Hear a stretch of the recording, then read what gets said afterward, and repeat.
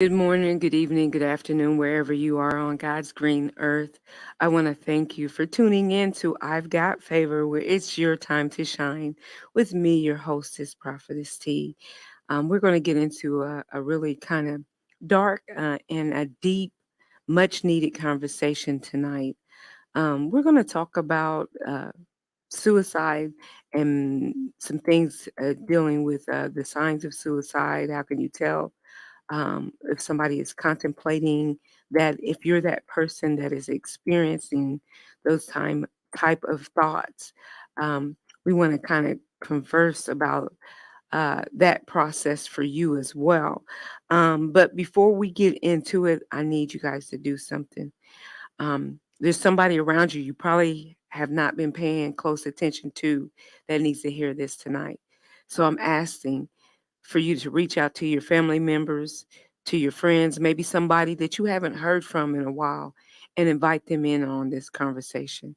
And please, if you are a person who has contemplated suicide or is feeling hopeless, please know this is a no judgment zone and feel free to jump in on the conversation this evening. All right. So we want to thank all of you guys for tuning in. And being that this September is a month of National Suicide Prevention, we're going to spend the whole month of September dealing with mental illness issues that could lead you to contemplating suicide, feeling like that's your only out, that's your only escape. So we're going to have conversations, deep conversations. If you have questions or concern, or maybe you don't know how to approach somebody, or you think somebody is doing this, or maybe you are that person, please feel free to leave messages here in my inbox. And if you don't want to be acknowledged, we'll keep that private and we'll address those as we have this conversation throughout the month. Okay. All right. So I want to pull in our monthly therapist who is actually, she's going to hang out with us for the whole month of September. And we're going to just have some open conversation about this. We want to talk about the things that, not just the surface stuff, but the deeper things. Um, and to tell y'all the truth, I'm having one of those days where today I feel kind of blah. I'm feeling a lot of heaviness. So instead of keeping myself in my head and allowing myself to go somewhere, it's a good thing to actually have somebody I can talk to and talk these things out. Because sometimes our process isn't healthy. What we're thinking is not reality. It can take us to a dark place. So why don't we get into it? I'm asking you guys to share, invite your people, and let's pull Miss Carol Lothery in on the conversation. How you Hello. doing? I'm fine. How are you all today? Oh, like I said, I'm feeling melancholy. So I'm not happy. I feel kind of monotoned. Well, I this could go subject one is way not or the another. best of subjects. Yeah. It's one that people mostly shy away from, and I would like to express that it should not be. It is one that we need to be very open about and very expressive toward, um, and keeping an open mind when someone comes to us and say, "Hey, I don't feel like I want to be here anymore." Um, so with that, we can get started with suicide. Amen. So we're gonna get into it. Like I said, you guys feel free to leave comments, or if you need to go to my inbox and privately message me, feel free to do that if you don't want anybody to see that it's you that's commenting. This is a safe place, and we're gonna try to get into the subjects or the conversation that you don't really hear people talking about, because really, who wants to talk about something so dark? So let's get into it. We're starting out with Miss Carol information that's like how how many people contemplate suicide or even attempt suicide or have committed suicide. Yeah, and the first thing I'd like to tell someone who is contemplating suicide or who has, who's ever attempted it, that you're not alone in this. There are lots of people who contemplate and have attempted suicide. And I would like to go over some statistics today just to kind of emphasize how kind of not alone you are in this instance. My statistics come from the CDC,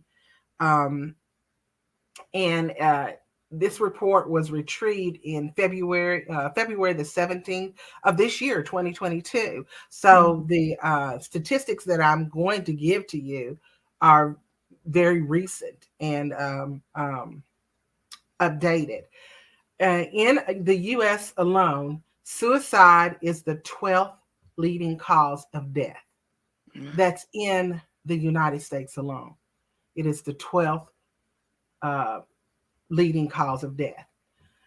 In 2022, or I'm sorry, in 2020, it was reported that over 45,000 Americans died from suicide. And in 2020, there were an estimated of 1.20 million suicide attempts. So that just comes to show you that it is very prevalent. It is something that we often want to keep hush hush, but it's something that as I stated at the very beginning of the show, that really needs to be out there and spoken about, so that we don't have, so in 2022, prayerfully, the statistics will go down, and our 2023 statistics will go down, and we won't have as many once the public becomes aware of the warning signs and how and what you need to do when a loved one is contemplating suicide. And I noticed in some of this statistic research that I was doing as well, they were talking about, Miss Carol, that even the numbers can be a little shaky because predominantly in the African American community, the Mexican community, the Indian community, like that, they don't really like let anybody know, even that they're contemplating. So statistics, even the numbers of suicides or suicide attempts may not be accurate as far as for our race or any ethnic race, because they don't leave suicide notes. And really, we're taught to oppress. We're taught to keep things in. Everything's secret. What happens in the house stays in the house. So, and also our religious beliefs lead us to that too, because as well, oftentimes, as African Americans and even in some of the other ethnicities, we find that religion plays a big part in it. And if you truly believe in God, then why would you be contemplating suicide? Or if you truly believe in God, you don't go to a therapist or a psychiatrist or psychologist. You don't do those things because right. you should, your prayer should be what helps you get through it. But what we have to understand is that God put us on this earth to be a segue. So we are the intercessors here, and Amen. that's why he allows us to choose the vocations that we're going into, our occupations that we're going into, and he is most definitely behind those of us who choose to be therapists. Amen. So, And and even in that, Miss Carol, and doing the research, look at just this. I think even up to earlier this year, you have a lot of pastors that are suffering from depression and mental illness, but because of legalistic ideologies and stuff, they don't talk about it because they don't express to their congregation, even because now the congregation is judging, You're supposed to have it all together as my leader, forgetting that he's human or she's human. And then you have all these leaders now that you're finding falter. You're seeing that they do fall into sin. Or even just recently, I think back in February or March, there was a pastor down in Atlanta that just committed suicide. Mm-hmm. And I like one of the comments that was here. It says, I've been going through so much, and yes, meds are needed as well as prayer life. Mhm. And, and that is so true, because what happens sometimes, and we'll get into this a little bit more because I don't want to get ahead of myself, because this is a heavy topic. But oftentimes there are, depression is not the only reason we may contemplate suicide. Right. There may be hormonal disbalances that may cause us to go into that. So medication is one of the best ways to get our body in balance. And there's nowhere in the Bible that says you cannot use medication. Nowhere did he say that you can't use medication. And even like I know this is the crazy thing about this. Today, as I was researching, my mind started. There's where the enemy starts slipping in, because this actually triggered some things in me.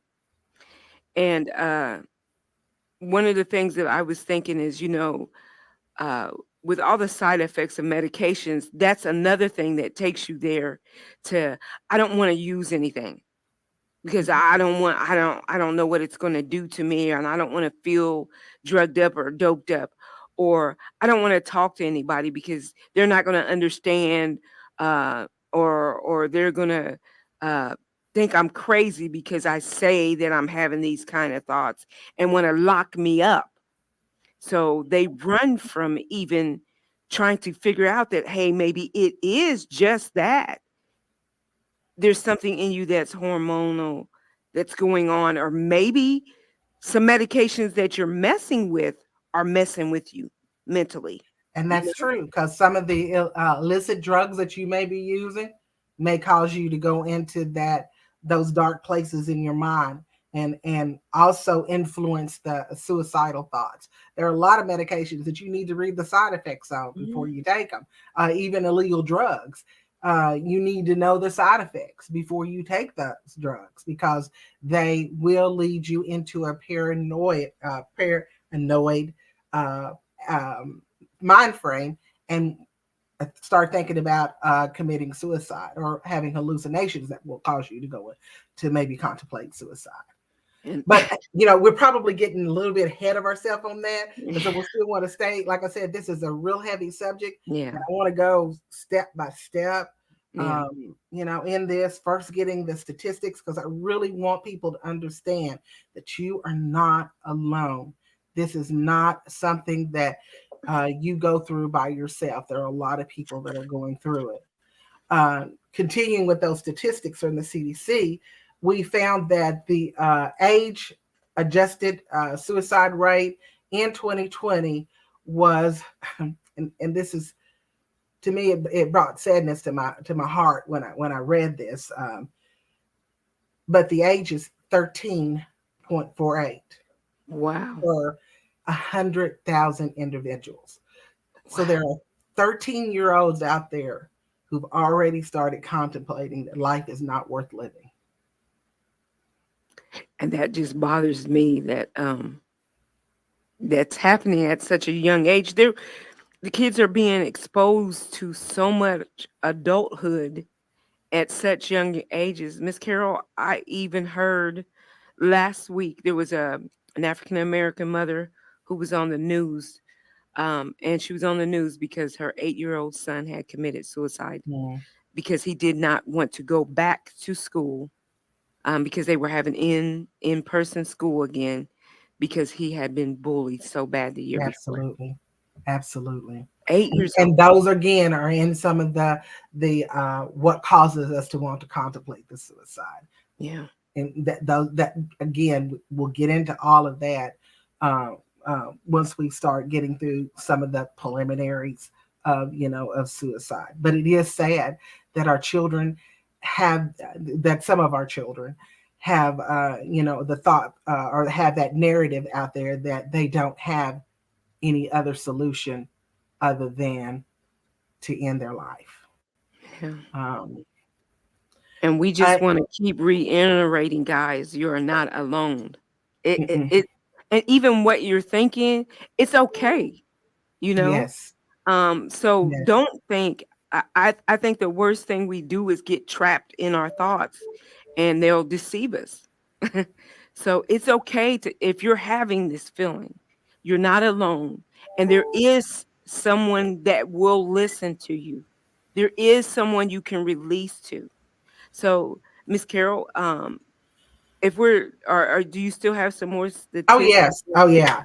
The rate of suicide, the highest rate of suicide, is in middle-aged white men. And the reason why this is because men typically use firearms or more lethal methods to perform suicide than females do, where females may use um, pills or something less intrusive. Mhm. The males, when they decide to do suicide, they decide to do suicide and they will use firearms to get the job done. So that seems to be the highest rate of suicide. Yeah, it's between middle-aged white men. And in 2020, men died by suicide was 3.88 times more than women. Mm. White males accounted for 69.68% of suicide deaths in 2020. And in 2020, firearms accounted for 52.83% of all suicide deaths. My goodness. So that's why it's so important that if you have smaller children in your home, or even middle-aged teenage children in your home, keep your firearms locked up. As a administrator in foster care, we asked our foster parents to do is keep your um, ammunition separate from your firearm, so that if the child does get hold of the gun, you keep the gun unloaded naturally. And if he does get hold of the gun, there's not a likelihood that he can put ammunition into the gun and maybe perhaps have an accident. So make sure your firearms are locked up in a lock box and placed somewhere out of the reach of your children. Right. And we have to understand once again that they're dealing with it as a child. So, I mean, for me, it makes me nervous. I'm not one that advocates that you can't own a gun. One of my sons has lots of them, and he has little children. So I'm always on him, like, what do you do as far as making sure they don't get access to this, because that makes me paranoid. And he's very good at what he does, like you said, separating everything and keeping it where the girls cannot have access to it. So, but again, we want to let you know that you have a person, you have people who are concerned and will listen to you with no judgment. And it is not, you are not without hope. There is a lot of people, from the presidents of the United States on down, who struggle, with thoughts of contemplating, especially when we feel like everything is on our shoulders and everyone's against us. um, if I could just share, a transparent moment for me, Miss Carol, I started contemplating a suicide at the age of 14. Mm. And I felt like, I mean, when I think about it now, at the age I am, it kind of seemed like I was really petty. But for a 14-year-old, uh, your community, your the people you go to school with, all those people matter to you. Their opinions, what they say about you, that matters to you. That's a big deal to you, And then we don't think about either that, sticks and stones may break your bones, but names will never. Mm, That is such a mm. lie from the pit of hell. Thank you. That is such a lie. I don't care if you're 2 to 82. Words hurt. And once they leave your mouth, you can't take them back.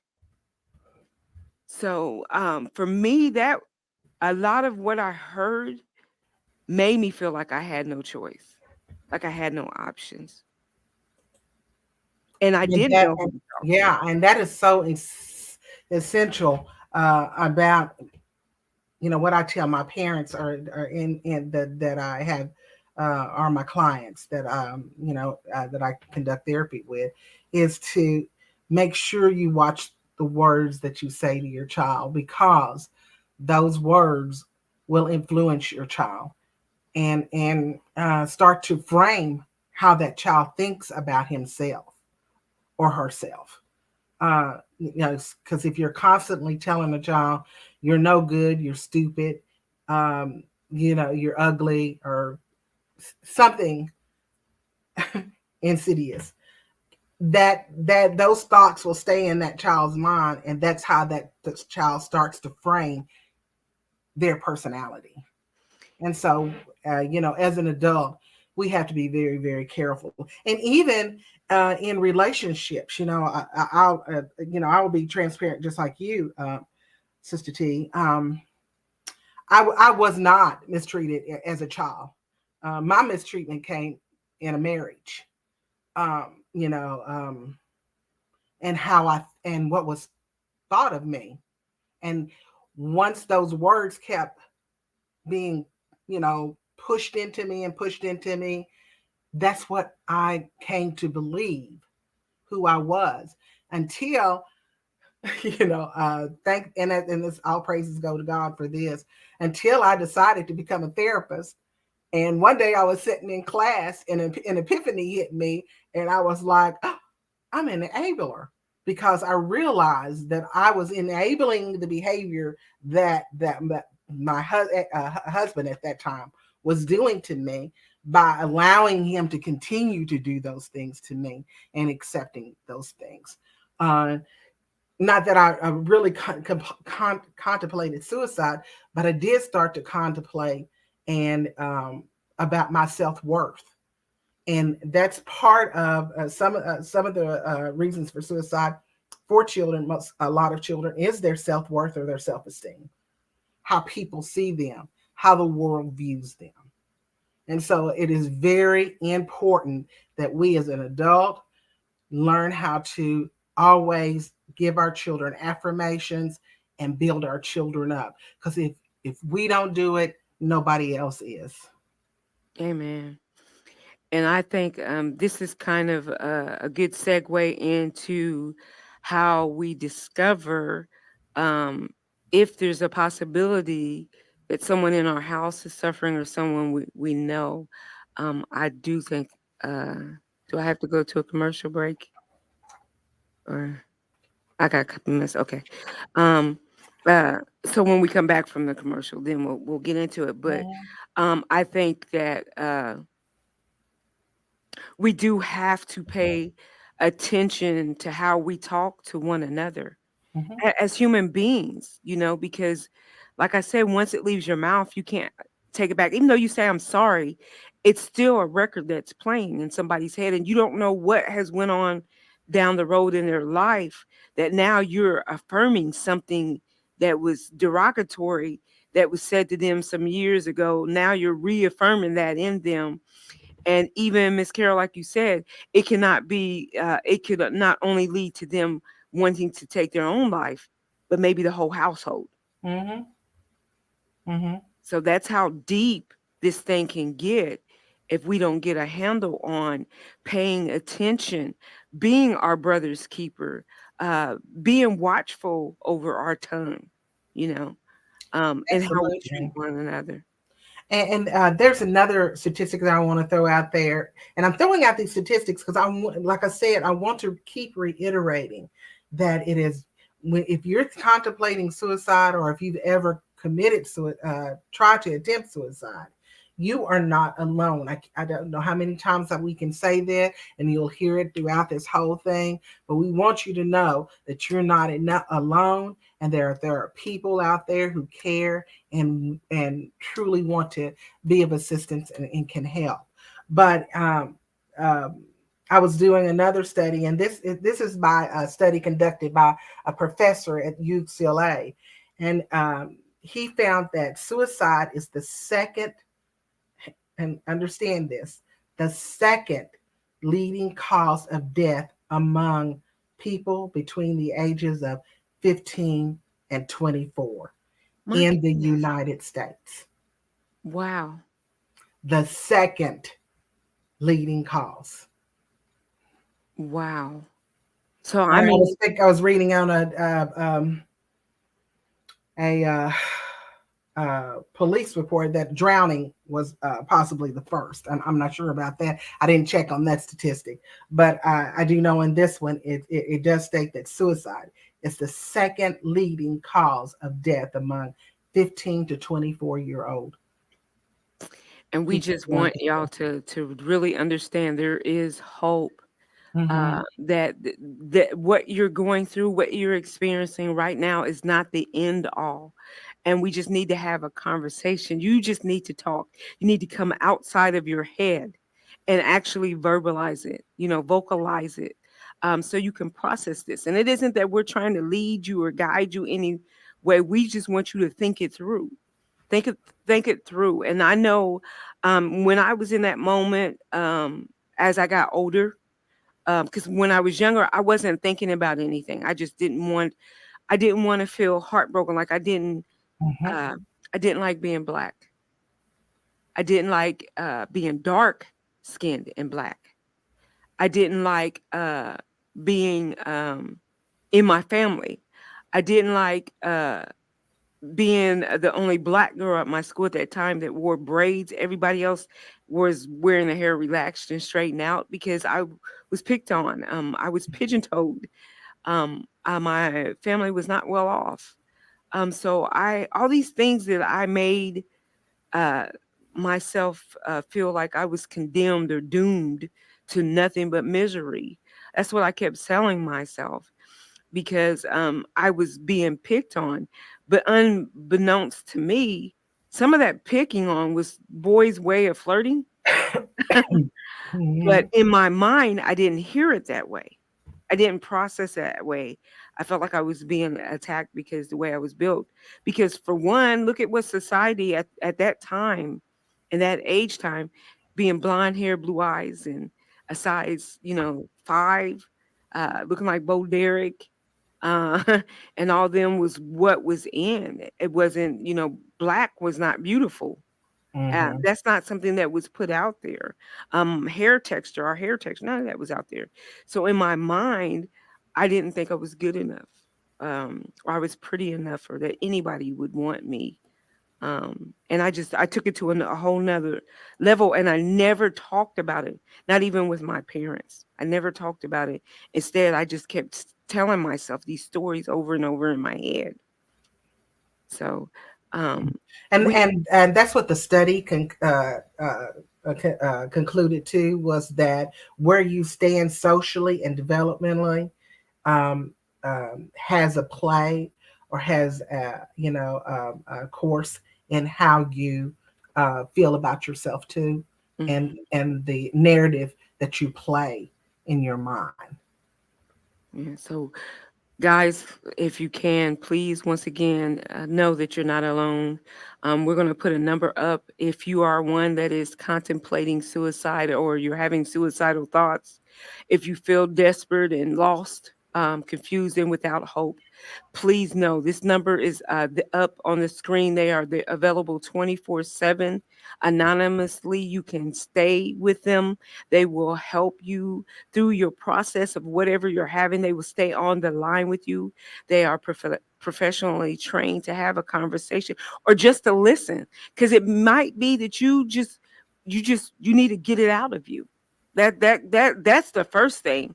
We don't want to stay trapped in our mind. The battlefield is in your mind, And this is where the enemy infiltrates and utilizes. He will use something as simple as your hormones being out of balance to open up a gateway to start attacking you mentally. So let's talk about this. Let's continue this conversation right after this commercial break.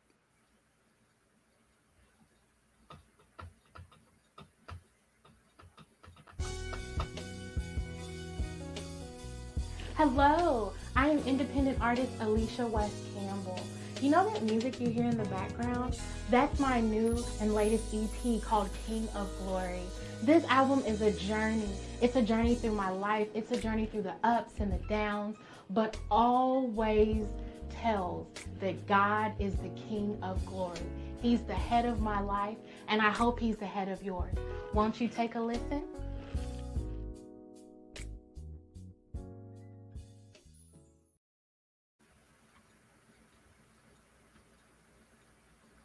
Right. All right. So we were talking about some of the things, some of the places your head can go if you're a person who is contemplating or thinking about suicide, some things that can affect us that cause us to go to that dark place. But I want to talk today, we want to kind of stay focused on maybe those of you that are around a person that you notice has changed. They were outgoing, real spirited, and now they've locked themselves away. Or you've noticed even their something about the grades, teachers even, I think, noting a student's grades slipping in school, or are your child's locking themselves away in their room, or even adults, once social butterflies. Miss Carol, can we start to talk about some of the signs of a person? Yeah, and the one thing that I want to put out there, the very first thing is if someone tells you that they are contemplating um, suicide, and they may not even say I'm contemplating suicide. What they may say is, I just don't think I want to be here anymore. Or they may have a language of, I just want to die. Please take that seriously. Do not take it as uh, because sometimes they will say those things and then they'll come back and say, I was just kidding. I didn't mean that. No, if a person says that to you, take it seriously because there's something going on, or that person would not have said that. Amen. Particularly those types of words. What we find in warning signs of suicide is different things. We look at uh, what they're talking about, how they're feeling, and you hit on part of it, changing behaviors. So let's go to the first one, talking about, and I said a little bit about that. If someone is coming to you, or if you happen to read something, or somebody sends you a note that says something to the effect of "I want to die," uh, or are talking about having a lot of guilt and shame, or even talking about being a burden to others, those are some things that we really, really need to key in on and kind of ask them to expound on. When you say that you want to die, tell me what you mean. You know, and as a therapist, I try to tell, because I have made these mistakes too. Sometimes I'll ask the person why. Don't ask the person why, because what that does is cast blame on that person. The Mm. why question does. So I always ask something that's not kind of non-threatening. You know, tell me what's going on in your mind. What makes you want to die? What makes you think like that? You know, who may have said something to you that may have caused you to want to go in that direction. Just those types of questions. The why questions, stay away from, because it kind of makes that person to go inside themselves and not really want to answer you, because then they're thinking, so they're kind of wanting to try to blame me or make me feel bad about why I want to do this to myself. Always the what, or tell me about it, or something of that kind of nature. Those types of questions that are very non-threatening. that will elicit more conversation than it will draw that person back. Yeah, I noticed that when I was looking it up too, it says that it's a good idea to ask open-end questions. Mhm, So don't let them give you just yes and no answers. mhm. Ask a question where they're going to have to spend some time and do more listening than talking when you're with them. Absolutely. And if there's, if there's something that they say that may not, you may not understand, ask them to clarify. What do you mean by that? Or I heard you say da da da da. Can you tell me a little bit more about that? Or even say, can I ask you a question? Ask them permission. Can I ask you a question? And then follow into that. What does it mean when you say you want to die? What does it mean when you say that you have some guilt or shame? What is the guilt or shame that you're talking about? So that it gets that person to get into a conversation and start talking about it. Because though we don't want to normalize suicide, we want to normalize the conversation. We want them to be able to feel that there's a trust there, that there's somebody that they can come to and talk with, and not and like Sister T says at the very beginning of this show every time, that there's a no judgment zone. Yeah. That no matter what I'm going to say to you, you're not going to take that and judge me for it. Right. And I think also we shouldn't make promises that we can't keep. So even if they come to you, I think when you break into the conversation with the person, don't get right into it like, uh, do you want to kill yourself? I mean, you don't have to ask that. What's like you said, the question, just like a normal conversation. Hey, I Mhm, ain't seen you in a while. What's going on with you? What's good with you? You know? And just make it a non-casual, conversation. And then even if they say, well, if I tell you this, you can't tell nobody. mhm, I always understood it as don't make promises you cannot keep, mhm, because you mhm. definitely, if they tell you, I last night I cut myself, or I've been cutting myself that's something you cannot keep to yourself. You want to get them safe. You want to keep them safe. And So as therapists, that's what we tell our clients all the time. So, I'm going to put it out there to anyone who wants to go to a therapist. If you go to a therapist, the therapist will tell you, I will keep everything confidential except where you want to hurt someone or where you want to harm yourself. mhm, Those things are not kept confidential. And it's just for the well-being of you and those persons that you may be contemplating harm to. So understand that, like she was saying, don't keep secrets. Secrets only cause you to have a more and more of a negative narrative going through your mind, and it feeds those negative thoughts right. and builds that negative narrative.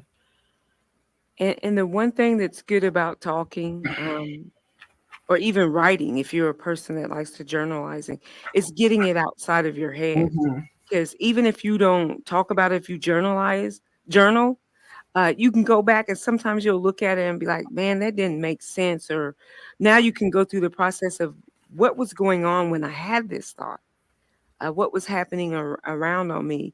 And then you can look at your situation as, do you need to establish boundaries or pull yourself out of a situation? And for those of you that may have a friend that goes into moments like this, anxiety, um, social anxiety, OCD, um, the best thing that I suggest is always be a friend. When I say friend, that means that I can count on you, and you're there for me to talk to. And I think our biggest problem now is we stay so busy, Miss Carol, we don't have time for nobody. So Yeah, we yeah. miss the signs. We miss seeing that, oh, the so and so ain't been around no more because we're so busy. We forget. And I think too, sometimes we as parents, because we're so busy, our focus is so busy on trying to take care of our family, that we sometimes don't take care of our family Right. because we miss some of the interactions that are going on with our children because we're so busy trying to uh, make sure that they have a nice home to live in, that they have nice clothes, that they have Right. cars and, you know, video games and TVs and iPhones or galaxies or whatever. We're so busy focused on the materialistic things that we don't focus on those spiritual are things that are needed to meet the soul. Amen. Um, what I And would like to emphasize too is that not all people who consider suicide um, show it outwardly. It's not shown outwardly, so you're not going to see it. Um, and it's not also always expressed in depression. right. So Robin Williams is one for an example of, absolutely, he laughing all the time. Nobody, and when he died, everybody was shocked that the comedian of the year committed suicide. yeah. Not all suicides are attributable to depression. When while depression is a risk factor, we also have those other varying factors, such as yourself, like I was telling you before, such as self-esteem, aging. A lot of people don't understand aging. As a person grows older, you know, they get to contemplating on nobody cares for me. I saw that there was a cartoon one time where it shows a person. It starts out as a baby, then they're a toddler, then they're a middle-aged child, and then they're a teen, then they're an adult, and then we go to middle-aged adult again, and then on down to an older person, and we get to back to where we're almost children again. And I noted in this business that the older we get, the more we become dependent on maybe our children, our adult children coming in and feeding us not only physically but mentally as well, and that doesn't often happen. And so that aged person may end up committing suicide because they feel like nobody cares and nobody loves them anymore, or they are a burden to that person, particularly if they have a severe illness and they're in a nursing home or convalescent home, and somebody is having to take care of them. And that can even go for a younger person too. Don't ever feel that because you are going through something, you're a burden, that you can't come to Mhm. somebody and talk to somebody. We always suggest, if you have a pastor or if you have a counselor, even in your school counselor, if you can trust a school teacher that you're close to, or your closest friend, or maybe a family member, but reach out to somebody and just tell them, I just need you to listen. I'm just having a moment, or once again, I want to put up the number for NAMI that they offer, that if you don't want anybody around you to know, at least you can have an anonymous conversation with some people who are trained to help you, that will listen, that will travail. And I think we forget that, Miss Carol. We forget what travailing means with Mhm. somebody. You to be a good friend, uh, and I can say this a lot, especially dealing with mental illness. It runs in my family, unfortunately.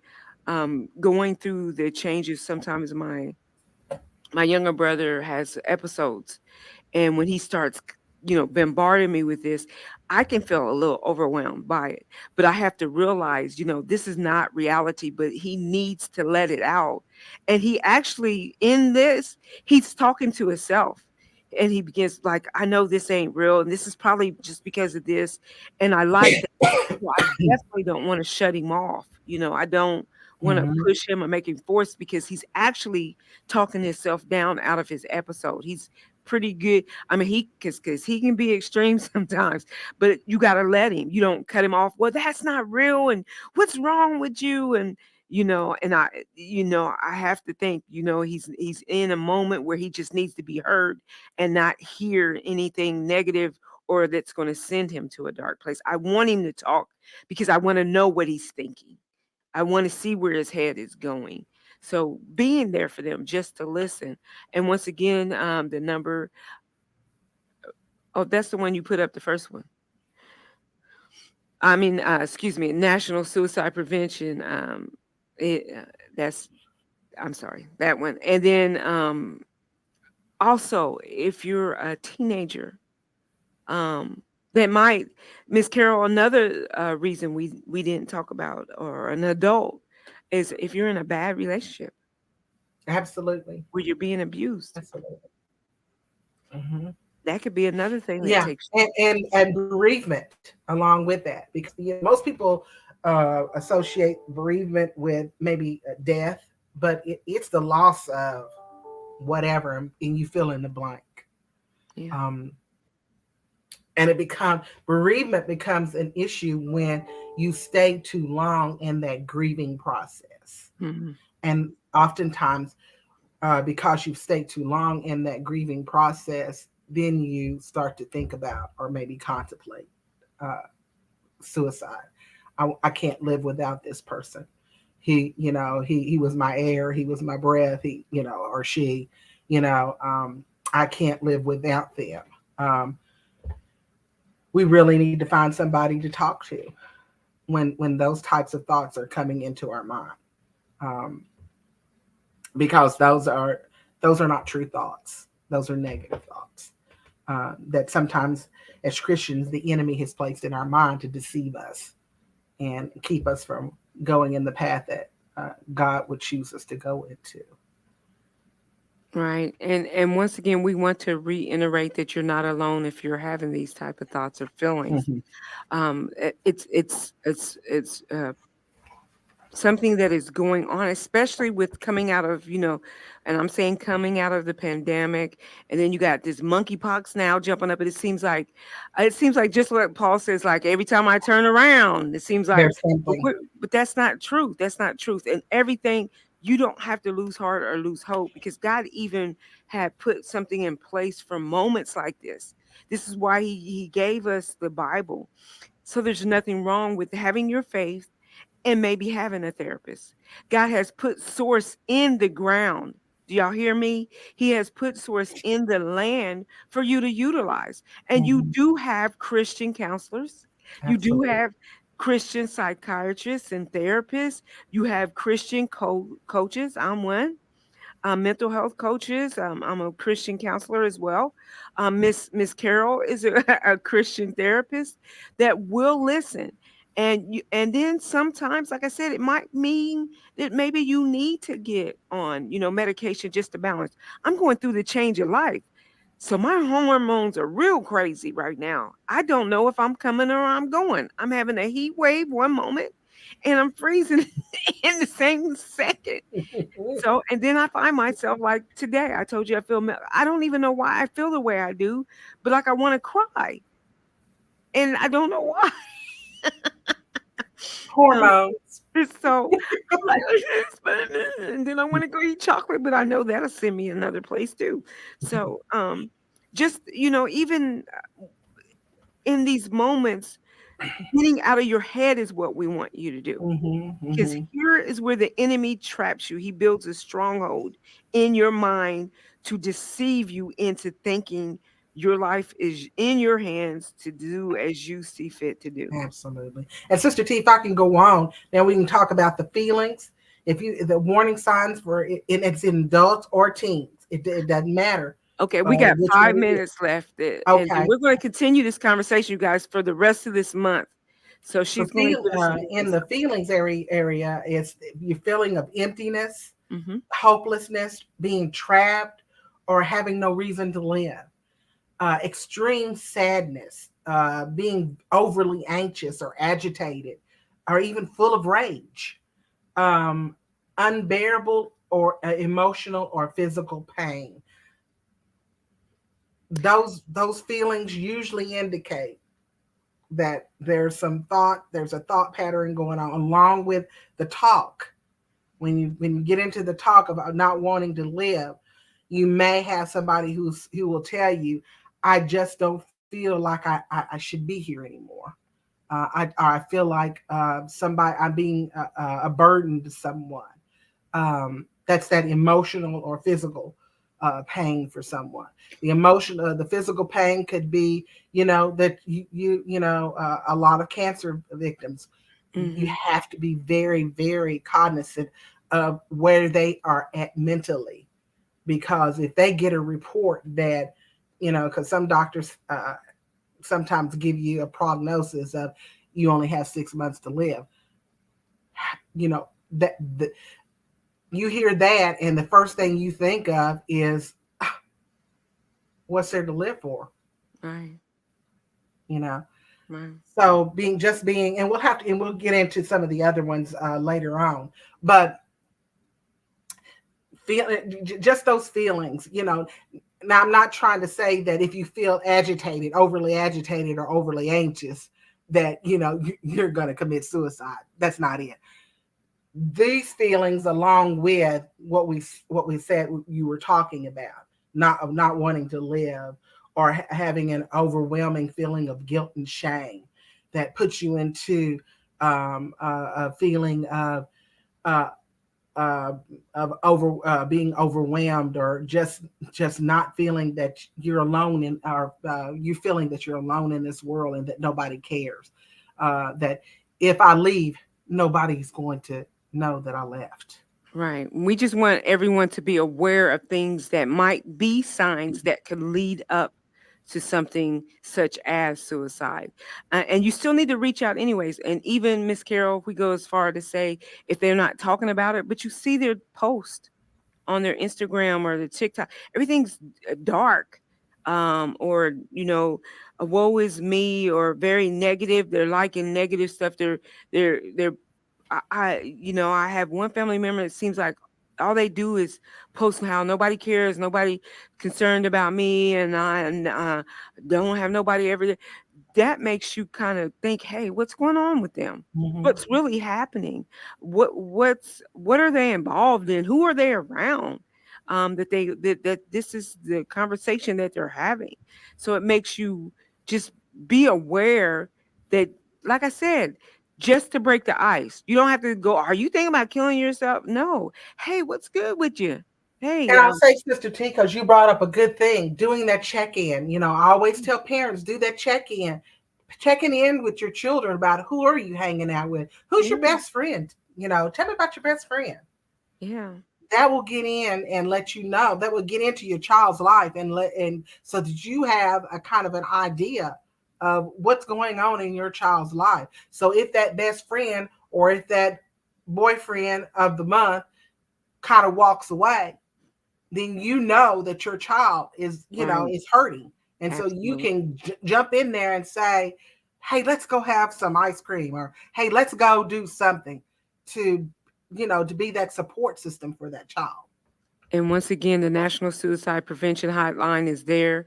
If you need to reach out to somebody, if maybe you know somebody that's going through something that possibly has you concerned that they got it on their mind, you can call them as well, and they can give you some resources. And once again, guys, you are not alone. There are millions of people on the face of this earth who feel hopeless, but there is a source. God is your source. He's not left you nor forsaken you. You can have him and get some assistance. Even if you don't want to get into medications, there's holistic things that you could change, even your eating Mhm. habits. Because, Mhm. believe it or not, how you take care of yourself health wise could also be affecting your mental state. So we're Absolutely. going to continue this conversation. We're going to take a quick break and come back and wrap up with a quick commentary. Once again, Miss Carol's going to drop some knowledge on us real quick, and then we'll be back next Friday to continue our conversation. And we're talking about mental health issues, with suicide being something that we're emphasizing tonight. So we'll be right back.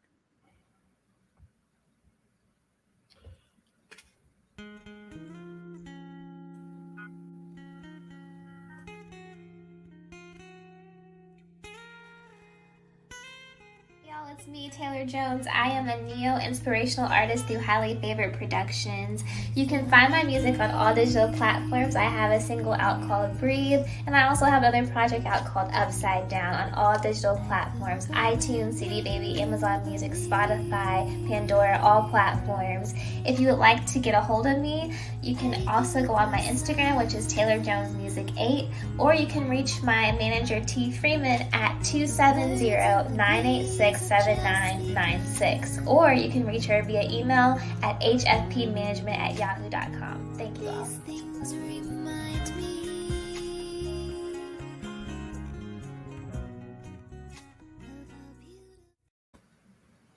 I think that song was just it. I think, Miss Carol, if we as individuals take a moment to just breathe, Mhm. life is going by so fast. Danny and I were talking about how, man, it seems like this year is almost over with. It's September, y'all. It just turned 2022, didn't it? Yeah, So like it. we really for our own state, we need to do healthy health check, mental health moments for ourselves. Step away, you know, walk away. And absolutely, Jessica, that is, I did have some other numbers that you can text as well. Danny's going to put up before we get out of here as Miss Carol closes us out with some more information on signs of what you could possibly see to let you know that you need to reach out to somebody. But guys, do mental health checks. Sometimes you need to step out of life and just breathe. Take a moment and just breathe.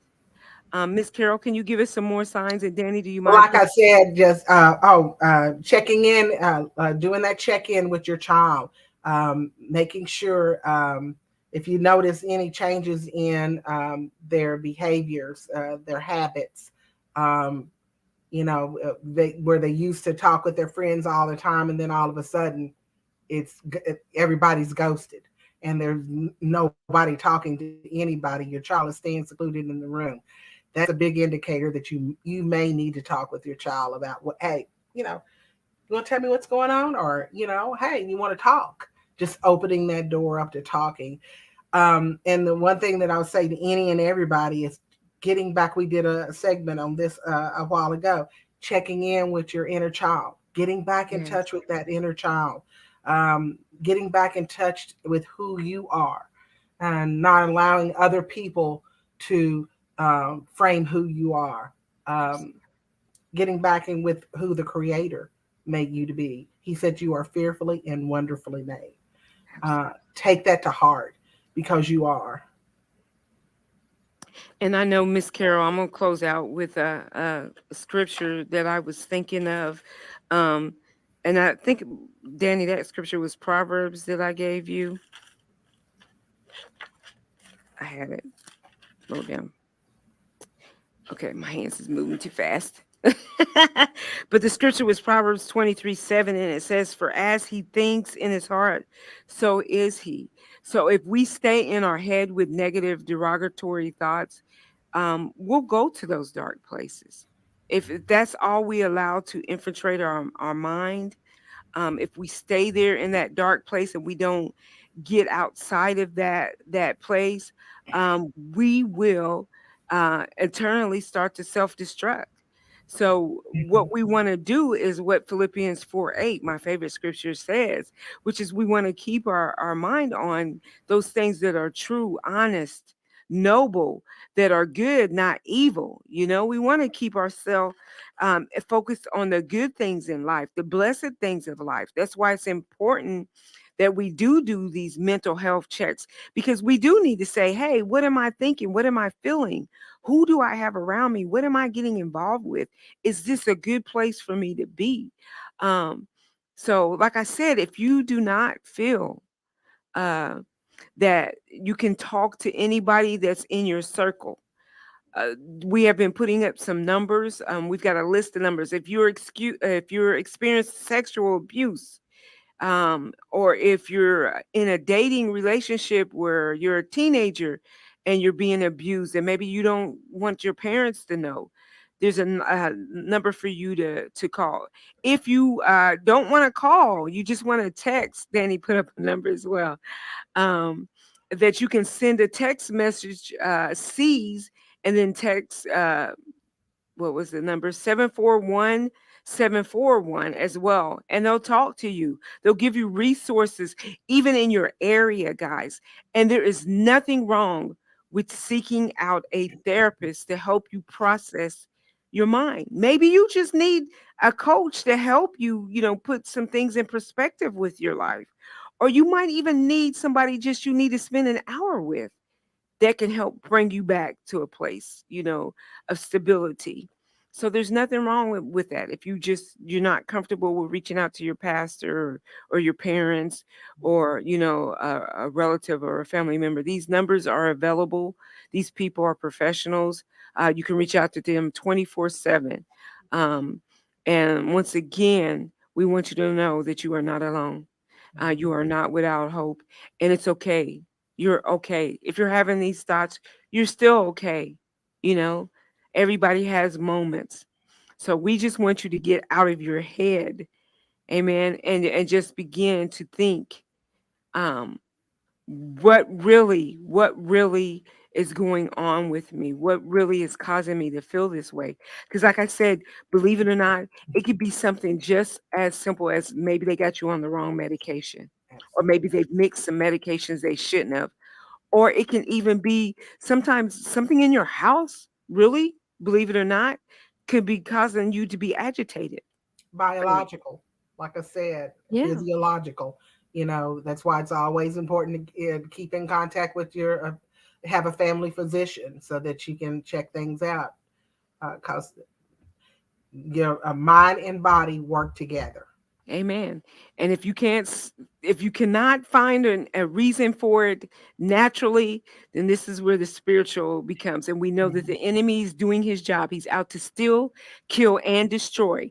And he places a stronghold in your mind. He builds a fortress up to keep you locked in there, because that's where he battles with you.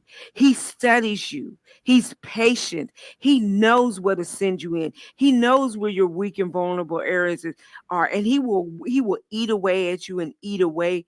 But God, there is a God that sits high and knows all, sees all, and has not left you nor forsaken you. And that's why he gives you these books to let you know, hey, because I know how the enemy infiltrates and how he maneuvers, I need you to keep your mind stayed on kingdom things, kingdom thoughts. Think things pure, noble, true, not evil, but good. I need you to remember that the battlefield is in your mind.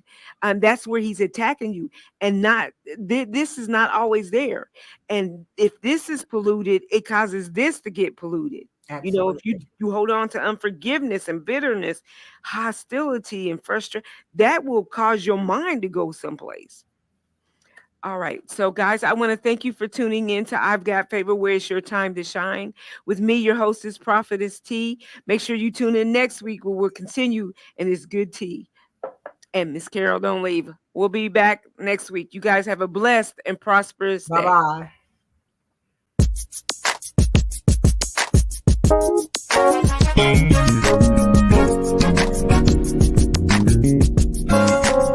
We thank you for tuning in to I've Got Favor, where it's your time to shine with Prophetess T.